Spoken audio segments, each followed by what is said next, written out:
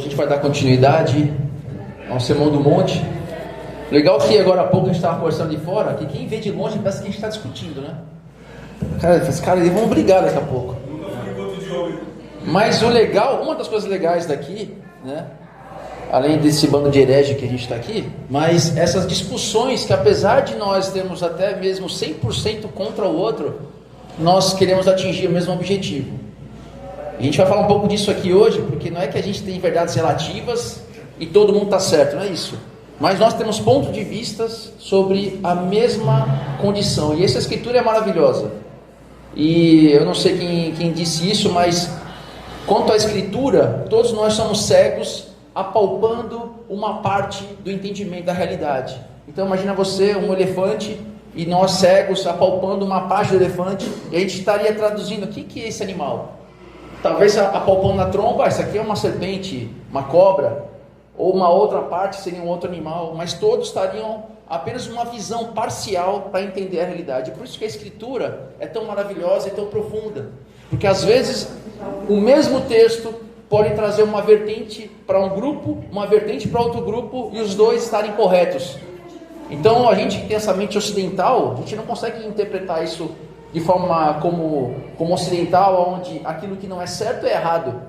Mas as escrituras, como um texto oriental, tem essa característica: às vezes pontos que aparentemente são opostos, ambos são verdade. Isso é maravilhoso da escritura. Então, para a gente dar continuidade, hoje a gente vai falar sobre a continuidade, né, a quarta bem-aventurança do Sermão do Monte. E o nome dessa bate-papo de hoje é o faminto satisfeito, que está em Mateus 5:6. Eu gostaria de ler desde o começo ali de Mateus 5. Se puderem abrir Mateus 5.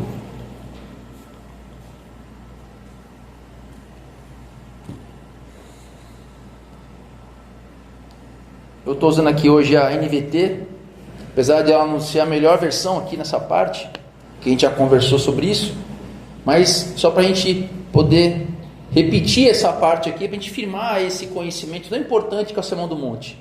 Certo dia, quando Jesus viu que as multidões se ajuntavam, subiu em encosta do monte e ali sentou-se. Seus discípulos se reuniram ao redor e ele começou a ensiná-los: felizes os pobres de espírito, pois o reino do céu lhe pertence. Felizes os que choram, pois serão consolados. Felizes os humildes, pois herdarão a terra. Felizes os que têm fome e sede de justiça, pois serão saciados. Felizes os misericordiosos, pois serão tratados com misericórdia. Felizes os que têm coração puro, pois verão a Deus. Felizes os que promovem a paz, pois serão chamados filhos de Deus. Felizes os perseguidos por causa da justiça, pois o reino dos céus lhe pertence. Felizes são vocês, quando por minha causa sofrerem zombaria e perseguição, e quando outros, mentindo, disserem todo tipo de maldade a seu respeito. Alegrem-se, exultem, porque uma grande recompensa dos céus os espera. E lembre-se de que os antigos profetas foram perseguidos da mesma forma. Então a gente vai dar continuidade a esse Sermão do Monte, que é todo o capítulo 5 até o término do capítulo 7. E aqui ele é um texto totalmente contracultural, que a gente tem afirmado aqui. Totalmente contracultural, porque ele confronta não só o espírito da época de Jesus, como os espíritos de hoje.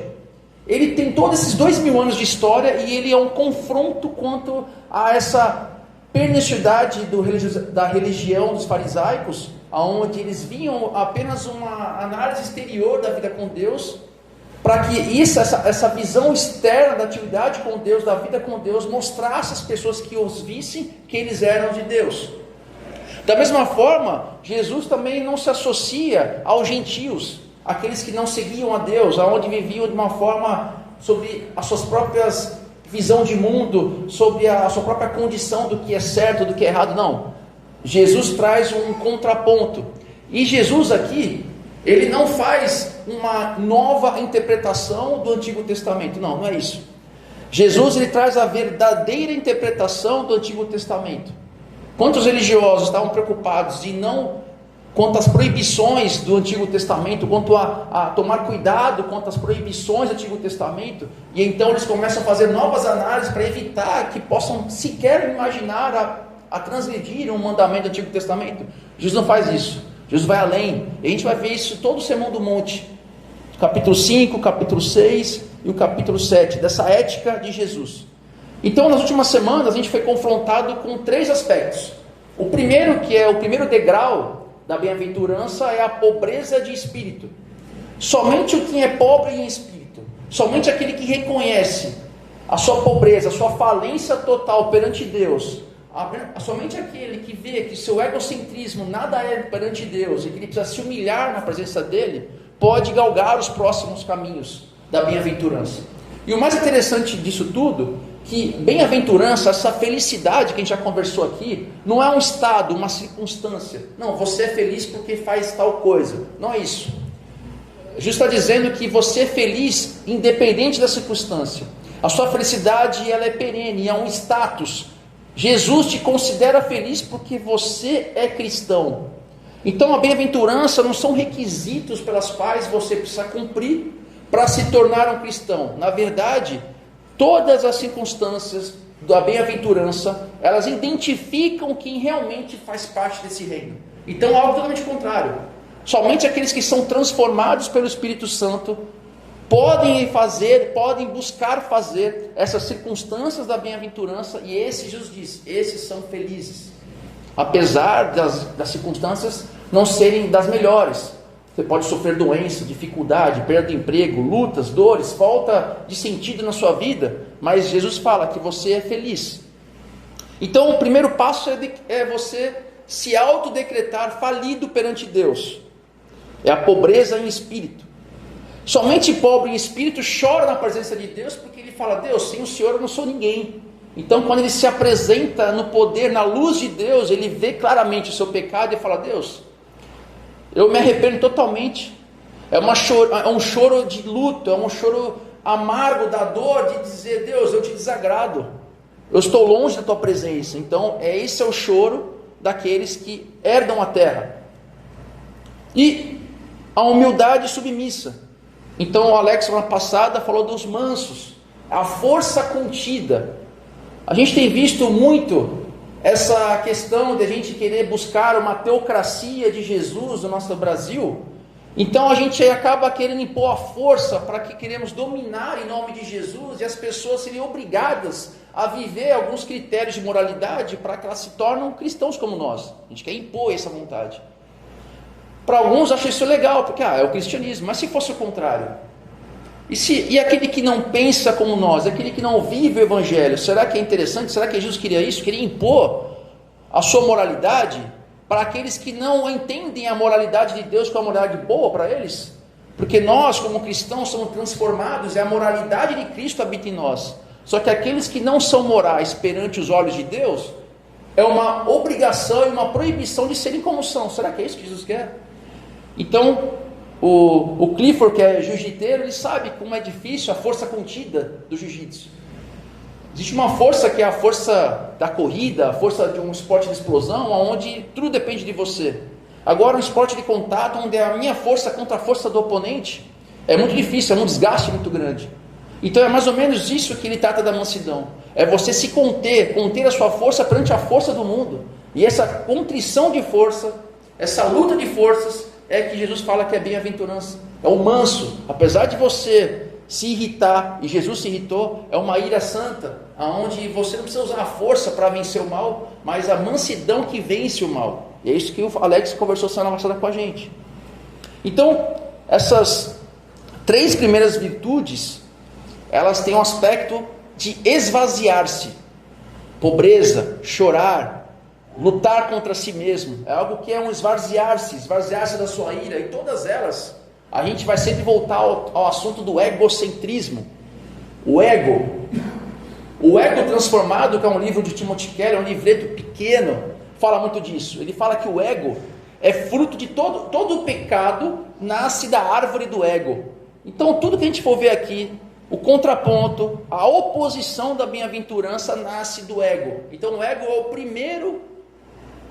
o primeiro pecado, é a árvore onde os demais frutos de pecado se frutificarão e lutarão contra o perfil daquele que se declara cristão. E hoje a gente vai ver a 4ª virtude, que é o desejo intenso. que Jesus fala de fome e sede de justiça, desejo intenso. Como eu gosto muito de falar sobre cosmovisão, olha só como nós vivemos os dias de hoje. Qual que é o foco do pensamento dos tempos de hoje? Da insatisfação. Ele te coloca um desejo de satisfação, só que esse desejo de satisfação é colocar o desejo contrário da sua insatisfação, porque o seu objetivo de ser feliz é conquistar coisas, conquistar ou coisas financeiras, materiais, ou profissionais, ou quer que seja, que ao atingir esse objetivo você será feliz. E nessa busca incessante da satisfação, Jesus contrapõe-se todas as bem-aventuranças. Jesus luta contra essa autossuficiência, essa busca do ser humano de ser autônomo, de não depender de nada, de ninguém. E parece que esse assunto também entra na igreja. As músicas retratam um relacionamento só eu e Deus. Já não tem mais músicas como cantamos hoje, aonde é a Assembleia dos Santos, é coletividade, é todos juntos. Então até mesmo o púlpito que deveria falar contra tal pensamento, a gente afirma isso aonde coloca no coração do cristão, aonde ele precisa buscar o seu objetivo. O sucesso está dentro de você. Você precisa alcançar o propósito. E nessa busca, a gente coloca um pouco de evangelho nessas coisas do mundo e a gente transforma isso, que é totalmente contrário à Escritura, como uma verdade. Mas isso não é. Hoje a gente vive nesse buffet ilimitado de oportunidades. Hoje a gente é inundado de informação. Hoje a gente é inundado de consumismo, onde surgem em nós vontades que nem pensaríamos em ter. Tivemos a Black Friday, e eu também sou um deles. Nós somos inundados de consumo, de conquistas, de vontades que a gente nunca pensava que poderia ter. Hoje, o entretenimento é gigantesco. Existem várias e várias formas de manter você entretido contra você e o mundo. As pessoas já não mais refletem quem são. As pessoas não param para refletir qual o propósito da sua vida perante Deus. Então a gente vive alienado, a gente vive anestesiado para uma vida que não tem sentido. Porque o sentido está sempre lá na frente. Conquistar alguma coisa. Eu somente serei satisfeito, realmente feliz quando a gente chegar naquele ponto. E aí a gente vai linkar isso com a busca da fome e a sede de justiça. Os outros 3 bem-aventuranças que a gente conversou nas outras semanas, eles são claros. Eu não preciso ser um intérprete com doutorado para entender o que é ser pobre em espírito. Pobre em espírito, o que é? É pobre em espírito. Manso. Será que eu preciso fazer uma análise técnica para saber que manso é ser manso?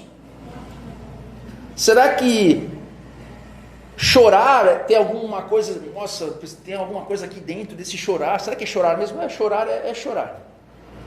Só que a gente acaba, se você for procurar na internet, YouTube, aonde você quiser achar, o mais interessante é, apesar do cerne do Evangelho, seu Sermão do Monte, existem poucos estudos, poucas pregações sobre o Sermão do Monte. Chega a ser louco isso. Se o Sermão do Monte é o Evangelho de Cristo, que o Mahatma Gandhi, que nem cristão era, falasse assim, olha, se toda a Escritura tivesse desaparecido e só estivéssemos disponível o Sermão do Monte, o Evangelho pleno estaria lá, no Sermão do Monte. E mesmo assim, se você procurar, você vai achar muita pouca coisa boa sobre o Sermão do Monte. Porque o Sermão do Monte, ele, até eu falo isso muito com o Alex, dá um certo arrependimento de trazer esse tema aqui. Fala assim, caramba, mas por que a gente trouxe o Sermão do Monte aqui pra gente, na igreja? Porque o Sermão do Monte te confronta e te mostra na sua cara o quanto você está longe de Deus. Ele te dá uma paulada na sua cara para dizer, cara, olha o que é ser cristão. Olha o quanto você precisa da minha graça. Olha o quanto você precisa da minha misericórdia. E aí você adorar a Deus, fala assim, Deus, eu estou longe disso. Até aquilo que o Senhor nem menciona no Sermão do Monte, que indiretamente é alguma coisa do Sermão do Monte, eu não faço, quanto mais aquilo que você expressa. Por isso que tem pouca pregação, porque ela te confronta. E o Evangelho hoje, ele não quer te confrontar, ele quer te conformar. Ele quer fazer com que você se saia daqui feliz, alegre, e viver esse Evangelho de enchimento, de satisfação, de alegria. Não estou falando que a gente tem que sair sempre triste chorando, mas o Evangelho tem que gerar um conflito dentro de você e te transformar. E aí vemos a fome e sede de justiça. Muita gente pega esse texto e interpreta diferente. Como assim? Infelizmente, não existe ninguém isento da interpretação da Escritura. Você não tem como ler a Escritura isento do seu histórico familiar, da sua cultura, daquilo que você viveu, daquilo que você vive, da sua formação, de tudo aquilo que você convive com pessoas. Tudo isso molda o seu pensamento. Então imagina você é inundado diariamente com várias informações, várias coisas que você lê, que você assiste, as coisas que trouxe a sua carga genética, toda a sua personalidade, tudo isso forma o seu ser. E essa formação do ser é tudo aquilo que faz você interpretar o mundo à sua volta. A forma como você lida com os problemas, a forma como você lida com a sua família, a forma como você lida com tudo, é essa mistura de coisas que faz você interpretar a realidade. Só que se você não passa tempo com a Escritura, tempo em oração, como é que você quer interpretar o mundo segundo os olhos de Deus se você não passa tempo com Ele? Então, você vai começar a interpretar a realidade com pouco filtro, ou com filtro de si mesmo, sem olhar que a Escritura deve ser o filtro final. Então, se você passa pouco tempo com Deus, como é que você quer ser um cristão de verdade nas coisas mais difíceis da vida, se você não tem tempo com Deus? A cosmovisão cristã é você colocar toda a sua visão de mundo sobre a ótica de Cristo e interpretar a vida dessa forma. Só que infelizmente nós, eu me incluo também nessa mesma descrição, vivemos o evangelho de segunda mão. Então a gente interpreta o evangelho por conta de outro que interprete por mim. Ou seja, eu leio a Escritura pelo pastor que prega. Então eu sei da Escritura porque o pastor pregou para mim, porque eu li um texto, porque eu fui na internet. Então você lê a Escritura em pedacinhos e você não consegue entender. Então você entende a Escritura pelos olhos de outro. Vou dar um exemplo. Vamos dizer uma série Grey's Anatomy. Ninguém conhece Grey's Anatomy? Só tem 27 temporadas e não acabou ainda. Eu fico assim, cara, quem quer começar Grey's Anatomy é louco. Porque são 27 temporadas, não acabou, e cada temporada tem 23 episódios. Então imagina quanto que dá de episódio. E aí a Paula assiste, fica assistindo. E eu nunca vejo, eu vejo só por ela. Então eu vejo um trecho daqui, tem um cara ali com não sei o que, eu fico, ele tá com o que? E essa treta aqui e tal, e ela me explica. A Paula poderia me explicar toda a série. E aí eu poderia falar para todo mundo, eu assisti Grey's Anatomy, porque eu vi uns pedaços, a Paula me disse. Então o que acontece? Eu tenho uma visão da série que talvez seja deturpada, porque outro me passou. Eu não fui lá e assisti e tirei a minha própria conclusão. Entenderam o que eu quis dizer? Você como cristão, assim como qualquer profissão onde você busca ser um profissional no mínimo, você tem que se esforçar para trabalhar na sua área que você atua. Porque nós como cristãos não nos dependemos gastamos tempo com a Escritura. Não estou dizendo para você ser um teólogo e ficar horas, não é isso. Mas não estou falando de devocional diário, que isso aí é obrigação de todo cristão. Estou falando assim, você tem que separar um tempo na semana, pelo menos uma vez, para você ter um tempo de estudo da Escritura, você e ela contigo. Porque Jesus fala, Deus fala até no Antigo Testamento, conhecer-me. E quando ele fala de conhecer, ele está falando de, olha, eu conheço o Cláudio. O Cláudio é gente boa, não é isso. Conhecer é um senso de intimidade. Tanto é que quando a Escritura fala de conhecer, quando Abraão conheceu Sara, é uma intimidade tão grande, é relacionamento sexual até. Então com Deus é uma intimidade tão grande que, eu tenho que conhecê-lo de uma forma assim que eu sei tudo dele, ele sabe tudo de mim. E a Escritura diz que quanto mais eu conheço Deus, mais eu me conheço. E aí há uma transformação. Então por que eu estou dando essa volta toda para chegar em fome e sede de justiça? Porque talvez você tenha um entendimento de fome e sede de justiça. Só que justiça é essa? A justiça que você acha. E aí você começa a bradar, fome e sede de justiça. Só que é a justiça segundo o seu senso de justiça. E não a justiça de Deus, que é o texto aqui. Então você pode às vezes estar lendo a Escritura, entendendo a Escritura, só que você está entendendo segundo os seus critérios, e não os critérios que Deus quer que você entenda.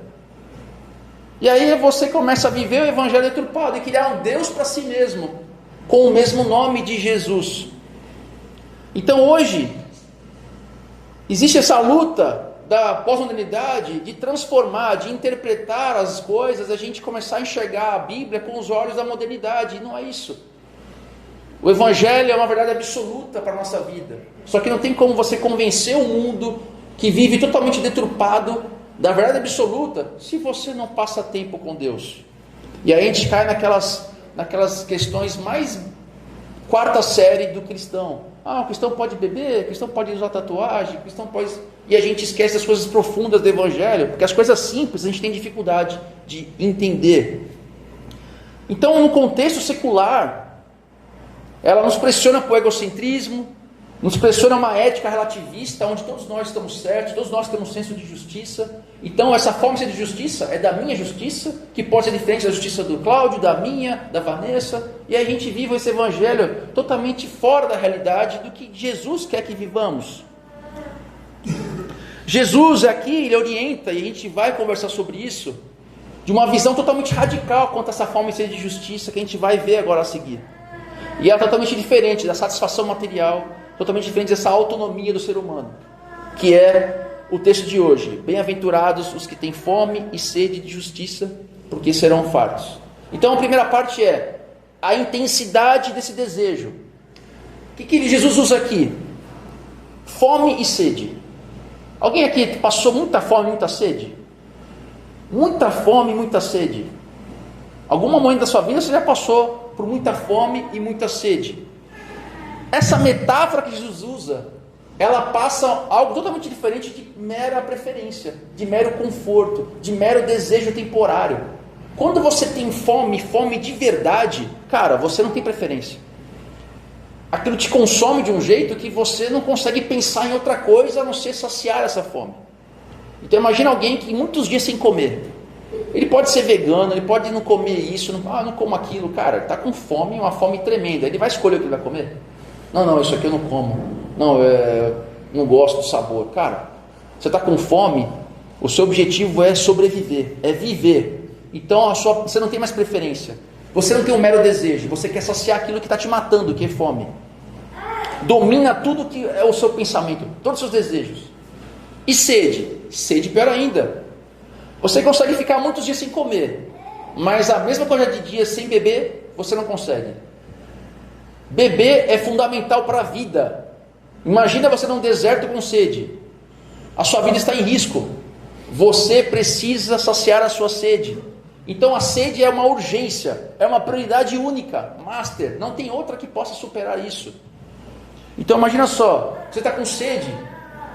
Você não escolhe a água que você vai beber, você não escolhe o líquido que você quer beber. Você bebe qualquer coisa, porque você está com uma sede que não importa de onde venha o líquido. Você quer saciar isso, a sua boca está seca. Então é isso que Jesus usa, fome e sede. Então o mais louco disso tudo é que quando você sacia essa fome, sacia essa sede, imagina você num bifezão, comendo aquilo que você mais gosta, e dá aquela... Você come até explodir assim, né? Quando a gente vai no buffet, né? E aí você come e fica, que maravilha, nossa.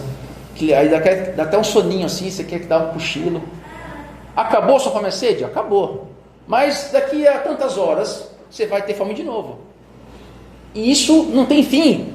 Então, essa metáfora que Jesus usa é o seguinte: essa fome e sede de justiça é uma dor intensa, é uma vontade intensa, um desejo intenso que nunca tem fim, nunca cessa. E da mesma forma é espiritualmente falando, que é o que Jesus quer trazer aqui. Jesus emprega essa metáfora para descrever o nível de prioridade que o cristão deve ter em relação à justiça. E a gente vai falar sobre justiça logo mais. E essa justiça, esse desejo por justiça, não é um mero desejo casual, uma vontadezinha, mas ele fala que tem que ser uma prioridade. A principal prioridade do cristão é sede de justiça, fome de justiça. Isso ele coloca como uma sobrevivência da sua alma. A sua alma está dependente, totalmente dependente de você ter fome e sede da justiça de Deus. Mas o mais louco disso tudo, porque Jesus ele faz o contraponto contra a religião e contra essa vida do mundo. Nós não temos que ser religiosos, farisaicos que vivem só pela pureza externa, mas também não precisamos largar e ser liberais e viver como quisermos nesse mundo, que Jesus tem graça e a graça a todos. Não é isso. Então, como é que o mundo trata sobre a sede de Deus e fome de Deus? O diabo, ele é astuto. O diabo existe, ele é astuto. E ele faz de tudo para que a sua saciedade, ele vai te dar uma saciedade de fome e sede, só que sempre temporária. É o que eu te falei agora, da insatisfação. Ele vai fazer você desviar da fome e sede de Deus por uma fome e sede por outra coisa. Então imagina você está com fome e sede, mas você, em vez de comer aquela comida, você pega uma bolachinha, uma bolacha recheada, ou você toma uma Coca-Cola para matar a sua sede. É temporário. A bolacha não vai te dar sustento. O refrigerante não vai dar sustento. Você precisa de comida, você precisa de bebida. Só que o mal, o mundo, ele vai fazer com que você seja saciado por outras coisas. Só que esse saciar de outras coisas não é a mesma coisa que Deus. Você vai sempre ter fome e sede, e você estará sempre insatisfeito. E quais são os substitutos que o mundo traz para a gente, e que infelizmente a própria igreja repete a mesma coisa, o mesmo desejo, que é a obsessão pelo materialismo, pelo consumo. Nós, como uma igreja, devemos ter uma ética totalmente invertida, mas aqui na igreja a gente vê muita gente pregando o sucesso material, aonde você precisa alcançar algo, e aí vem o senso de justiça. Em vez de ensinar o evangelho, as pessoas confirmam o mesmo assunto, o mesmo tema que é pregado lá fora. Dessa forma, você tem uma fome e sede de justiça segundo a sua visão de mundo, ou seja, eu estou buscando sucesso. Aquilo que me desvia do sucesso, aquilo que me bloqueia do sucesso, é uma injustiça, porque eu estou buscando Deus. Então, se é uma injustiça, é culpa dele não estar conseguindo. E aí o cara fala de púlpito: olha, você não está no centro da vontade de Deus, porque as coisas não estão dando certo para você, algo está errado. Então você começa a associar a sua vida de sucesso à vida com Deus. Então, se esse sucesso não vem, se essa vitória não consegue, se essa doença não é curada, é culpa de Deus. E você sai magoado da igreja, porque você precisa sempre ter mais, ser mais e alcançar mais. Essa é a verdadeira felicidade que te ensinam. Só que isso não é uma verdade. Essa satisfação material, esse sucesso material é uma fome e sede saciada por algo temporário. É a bolacha e o refrigerante que não sacia. É a fome de consumir, de ser mais, de ter mais. Não é isso que Jesus nos ensina. E qual outra coisa que substitui essa fome e sede de justiça? É a satisfação egoísta. Como eu disse, o egocentrismo, a autorrealização pessoal, a autonomia perante os demais. Nós somos influenciados o tempo todo, bombardeados a você ser autônomo. O que é ser autônomo? Eu não preciso de nada de ninguém. Eu sou satisfeito em mim mesmo. Então imagina você ser autônomo. Nada pode me atrapalhar. Então você busca a sua segurança financeira. Você busca sucesso. Você coloca toda a sua vida à sua volta. Você busca todas as formas para evitar qualquer mal sobre a sua vida. Então você se agarra a tantas coisas para que você não tenha nada que possa te prejudicar, nada que possa te ferir. Mas isso não é evangelho, porque você olha o outro. Se você olha o outro e você não se desprende daquilo que te faz seguro em detrimento do outro, isso não é evangelho. Mas a igreja não ensina assim. É sempre algo do indivíduo com Deus, e não coloca a coletividade como importante nesse processo.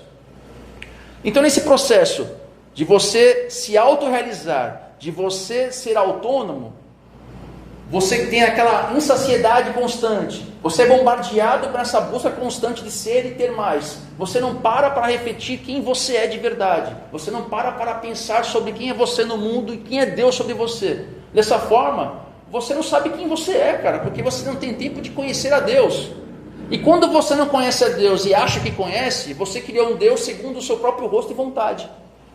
Então pode acontecer que eu e vocês, em algum momento da nossa vida, estejamos buscando um Deus que é a nossa imagem e semelhança, porque nós não temos tempo para buscar Deus, nós não temos fome e sede de Deus, nós somos saciados pelas coisas do mundo, estamos bem com isso.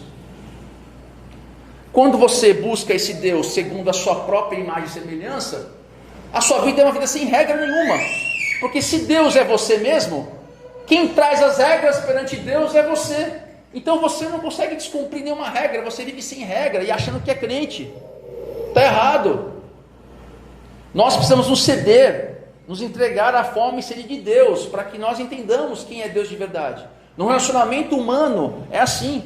Se eu quero ser amigo do Cláudio, eu preciso entender aquilo que o faz mal, aquilo que o desagrada, para que esse relacionamento consiga fluir, frutificar. Como você quer fazer assim com Deus? Não, você não tem tempo com Deus, não se relaciona com Deus, você não tem fome e sede de Deus. Então você trata Deus como um mero Aladim, como uma mera mágica, caixa de mágica, onde você passa a mão e só pede desejos. Isso não é relacionamento. É tratar Deus como um Deus qualquer, como qualquer religião faz. Mas qual que é o objeto dessa busca? A gente viu que tem que ter uma intensidade, prioridade, que é a fome e sede. E qual que é o objeto dessa intensidade? É justiça. Mas o que o cristão tem fome de verdade? Porque aqui a palavra justiça tem dois significados importantes. É de ser certo e de fazer certo. Olha só que interessante. Fazer certo e ser certo. Quando a gente entende justiça, é sempre o outro comigo. Já para pensar isso? A gente é ferido, fala assim, caramba, isso é injustiça. Estou sendo ferido. Porque a gente tem um senso interno de assim, a gente sempre avaliar o outro com base nas atitudes com a gente. Só que a gente não faz a mesma análise para a gente. A gente analisa nossas atitudes e pensamentos com base naquilo que eu desejo fazer. Ah, mas não é minha vontade, foi um escorregão, eu não queria isso. A gente analisa nossas atitudes com as nossas intenções. Então o Renan, ele vai sempre pensar nas intenções dele. Só que o contrário não acontece. Ele escorregou comigo, não tem boi. Eu analiso o Renan comigo com base nas atitudes que ele tem comigo. Só que Jesus inverte, você fala assim, cara, é fazer certo. Ele está preocupado com a nossa parte de realizar coisas, de fazer coisas perante o outro. E o mais interessante é ser certo. Como é que você sabe ser certo se você não se relaciona com Deus que estipula o que é ser certo? Então você começa a analisar ser certo segundo o seu achismo. Ah, eu acho isso, eu tenho convicção disso, eu acredito nisso. E o mais interessante disso é que isso tem uma dupla implicação. E essa implicação é importante. Porque nós, como cristãos, temos a tendência de atender somente um lado da história. Então, qual é essa dupla implicação? A primeira é uma justiça vertical. Uma justiça entre eu e Deus. Que é a busca pela santidade. O que é essa fome e sede de justiça com relacionamento a Deus?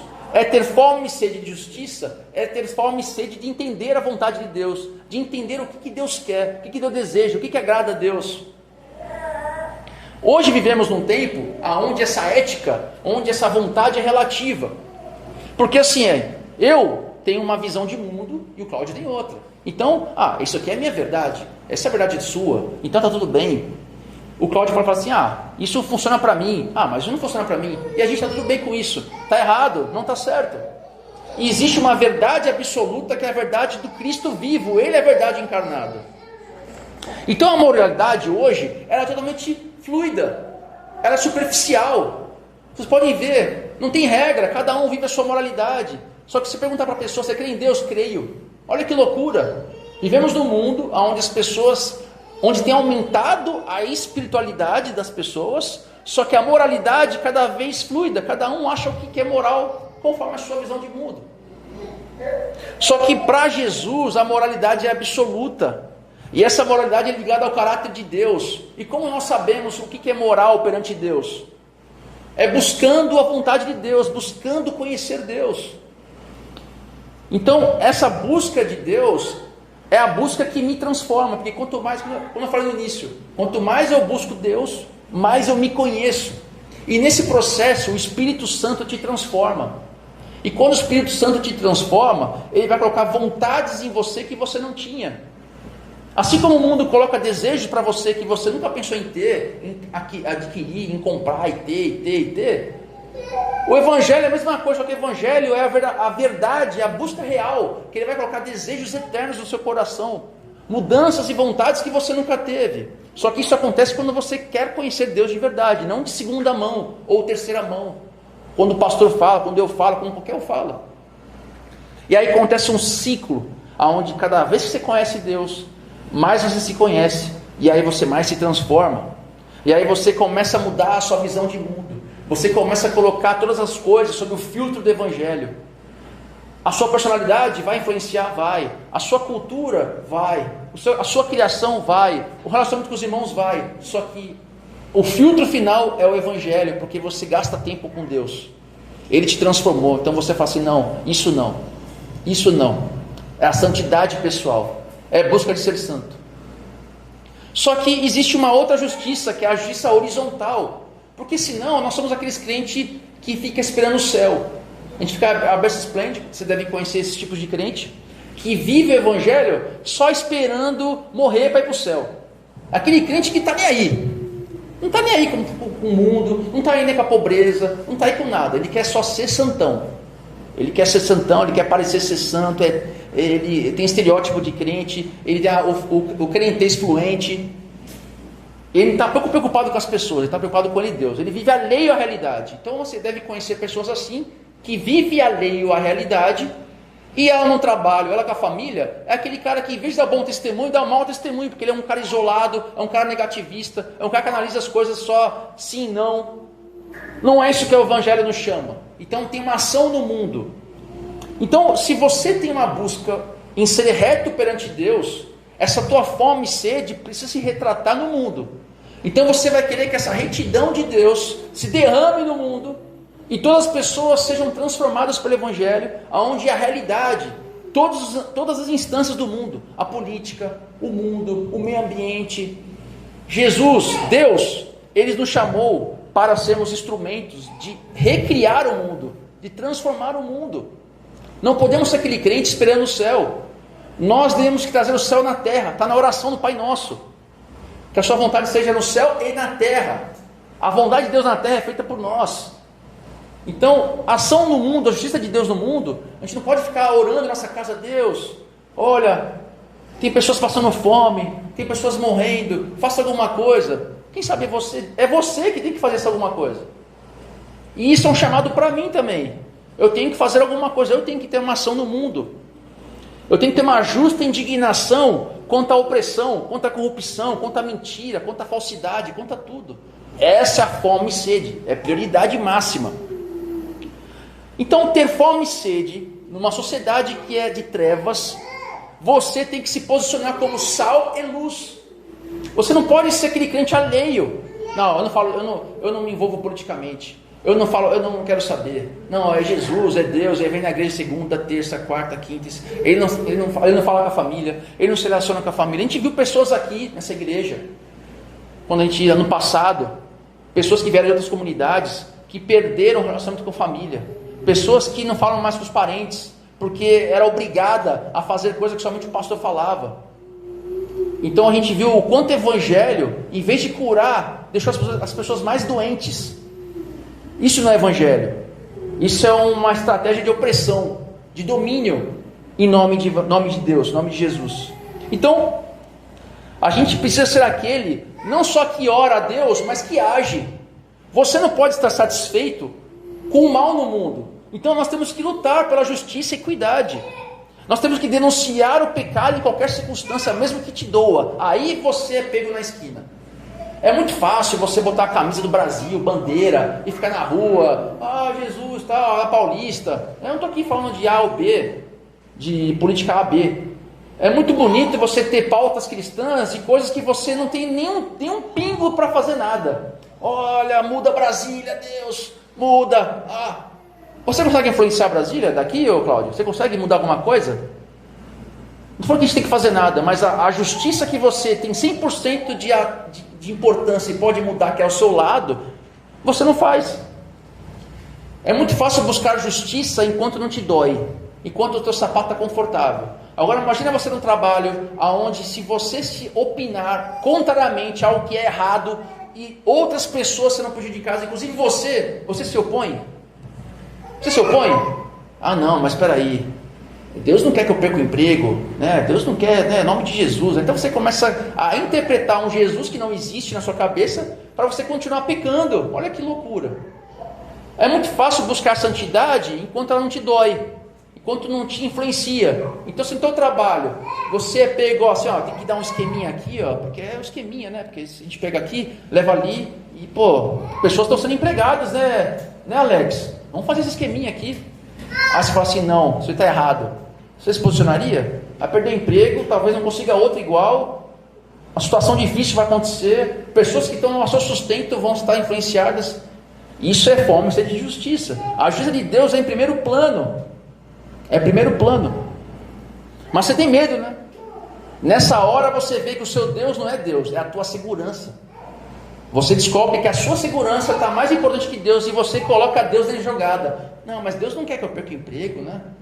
Não, peraí, não é assim. Aí você começa a reinterpretar a Escritura segundo o que você acha que é interessante. Então você tem que ser aquele cara que não só cobra o erro, mas cobra. E isso nem que te influencie e te machuque, que te doa. É você buscar a integridade, não só dos outros, mas a sua também. Isso te envolve. Então, se você quer lá bandeira do Brasil e tal, beleza, vai. Só que você é íntegro nas suas atitudes. Você quer impor aos outros uma integridade, uma justiça divina, aos outros que você não faz a si mesmo. Isso é coisa de fariseu, que quer para os outros aquilo que não faz para ele. Então não podemos cair numa jogada moderna de somente seguir uma justiça. Lembra você, se você só busca santidade, ser religioso, buscar Deus, só que você está nem aí com o mundo, você está errado. Só que por outro lado é a mesma coisa, você está preocupado com o mundo, ação social, lutando para a justiça no mundo, só que você não busca ser santo, está errado também, porque não tem uma coisa, não dá para fazer uma coisa sem outra. Paulo diz o seguinte, que nem eu desse o meu corpo à morte sem amor, isso nada vale. Você pode se entregar à morte, se não for em nome de Jesus, real, não serviu de nada a sua morte foi em vão. Você não pode ignorar a santidade e ao mesmo tempo ação social, ação no mundo e vice-versa. Isso é meramente ativismo, não é cristianismo. Então a verdadeira justiça ela emana de um coração que primeiro entendeu que foi justificado por Deus, entendeu a justiça de Deus. Deus é tão justo, tão maravilhoso, porque se Ele fosse aplicar a justiça a nós estaríamos perdidos. Aqui seria gastar tempo, inútil.